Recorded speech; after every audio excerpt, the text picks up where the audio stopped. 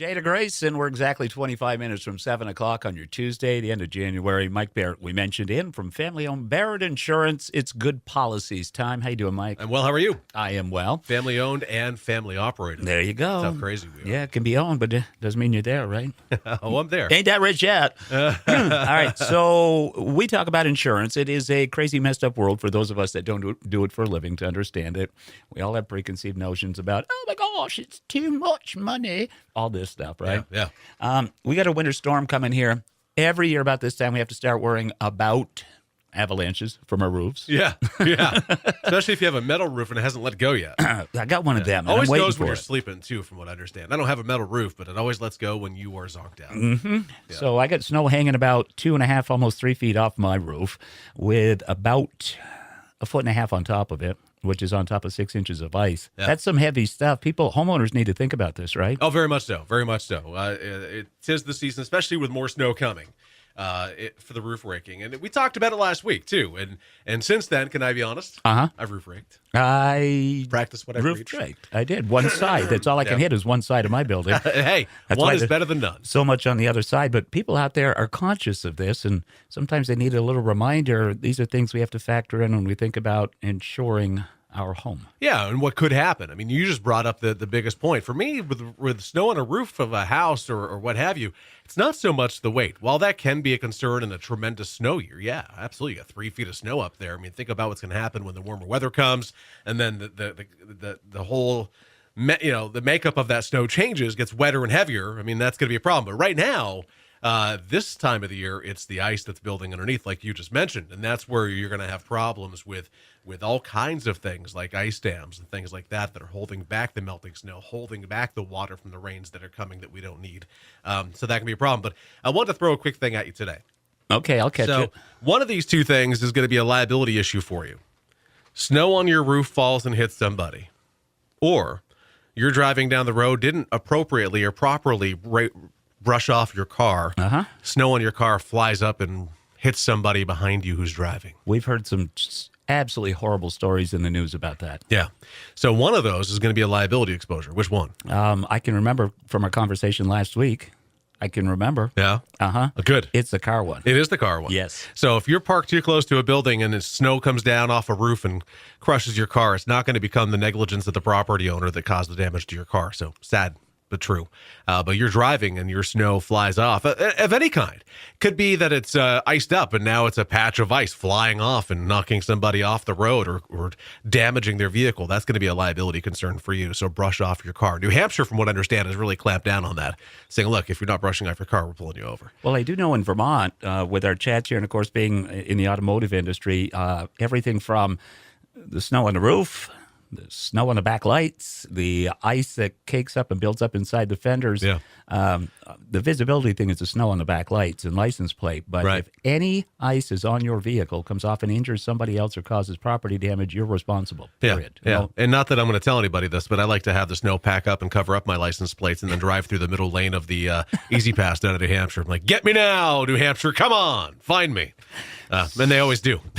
Safety first. I mean, it's important. Yeah. So Yeah. these are things to consider. Now, there are other things to consider in the world of insurance, too, like when you are shopping or upgrading. Yeah. One thing I wish we could work to change is the mindset of the acquisition of insurance or the review of what you have for existing insurance.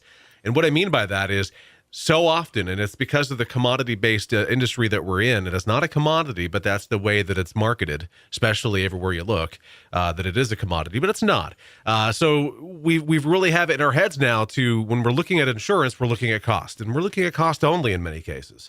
I do have the occasional coverage discussion with people who are a little more concerned about coverage, and I love that. That's the way it should be. But so what I thought this morning is a good exercise for all of us. And I'm talking any kind of insurance. So put yourself in the situation of loss. Okay. All right. So let's say, for example, you're driving down the road on a snowy Wednesday morning and you go off the road, you hit a guardrail, and now your car has some pretty significant damage, not drivable, may not be considered a total loss, but certainly not drivable, needing repair. What's the first thing that you're going to want to have on your insurance policy when that occurs? Well, I can tell you two things. What's that? AAA. Yeah. But you want to be able to get a vehicle to drive around with. Exactly. So like a rental car, right? Exactly. And believe it or not, most people don't have that. Most people do not, because they're not looking at the situation that could occur. They're looking at the price they're paying today.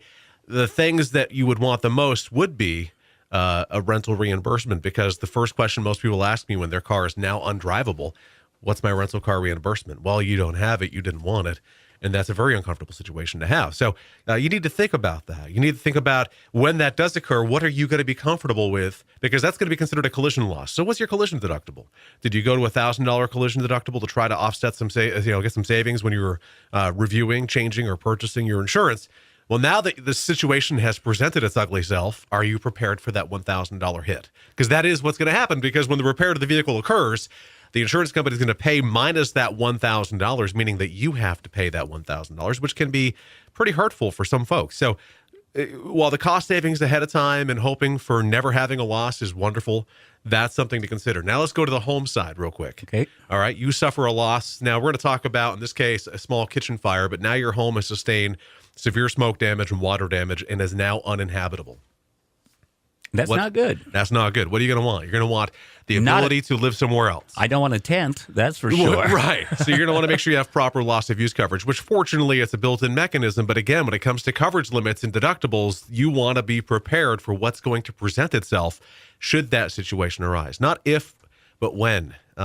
You could be fortunate enough to go your entire life and never have an auto accident and never have a fire at your house. And that's wonderful. But you need to prepare yourself for if it does. And let's go to life insurance real quick, because we offer that as well. This is the most difficult one. Life insurance, you need to think about what happens afterwards, after you die. So for me, I'm going to use myself as an example. I'm a 43-year-old man with a 5-year-old son, a wife, a house, and a business. I needed to kind of put myself back and go, should I perish for any reason, what would happen to my family? Would my wife be able to stay in the house that we put so much effort and work into getting and keeping? Would she be able to keep the business? Would my son, as much as I want him to, would he be able to go to college? Would he have the ability to sustain life as if I was still there? And that's a very difficult discussion to have with you, yourself, or with your agent. But those are real things. So while I'm also trying to be conscientious of price, I'm also wanting to make sure that what I am taking into account for what I need is going to properly address my situations, no matter what. Home, auto, business, life, you got to be prepared. Health insurance is the same way.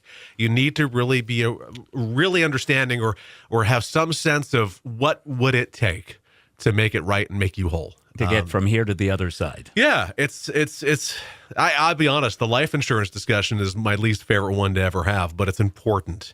It's very important. I'm going to... so that's something to think about for sure. Just very briefly here before we wrap this up, we'll go back to the example you used with a car hitting the guardrail and $1,000 collision coverage, right? Mm-hmm. A friend of mine just bought a brand new vehicle. It's a 2019.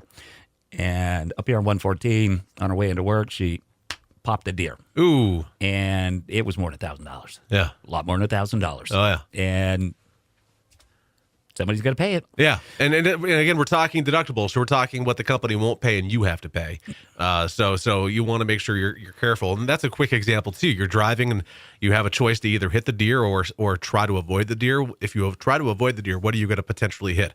You're going to potentially hit a tree, a guardrail, or another vehicle or anything like that.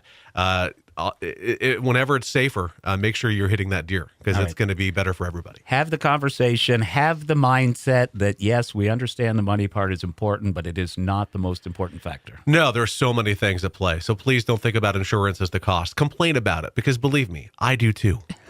Believe me, I complain about the cost as well. Tell them how to connect.